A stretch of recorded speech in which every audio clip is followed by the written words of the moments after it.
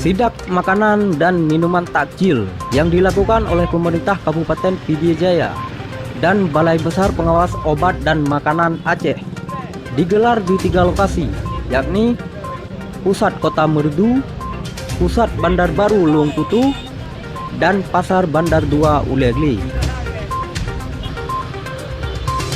Sekitar 40 sampel makanan dan minuman yang dicurigai mengandung bahan kimia berbahaya diperiksa di laboratorium berjalan di Balai Besar Pengawas Obat dan Makanan Aceh.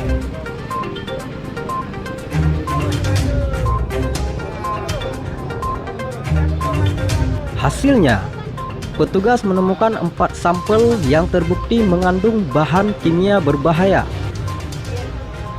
Bupati Pidie Jaya, Haji Ayub bin Abbas, mengatakan pihaknya akan menindak tegas para penjual nakal yang masih menggunakan bahan berbahaya ini. Ya, Buah. Makanan apa aja nih, Buah, yang terinfeksi apa ini? Dora. Tadi dari 42 sampel yang kita uji, memang ada yang dapat positif di seluruh makanan, termasuk mie dan pokoknya yang makanan-makanan buka puasa. Ya, tapi nanti kepastiannya esok kita umumkan siapa-siapa yang tidak dapat dibuat. Tapi hari ini untuk umum aja bahwa ada didapat bahwa ada yang positif. Ada tindakan nanti ya, Buah? Ya. Ada tindakan nanti? Dan nanti kita insya Allah akan kita denda karena ini kan berbahaya.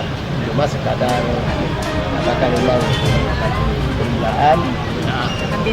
pembinaan atau nanti seterusnya bagaimana lah. Yang penting untuk kebaikan umat. Ya, cukup ini dulu. Terima kasih.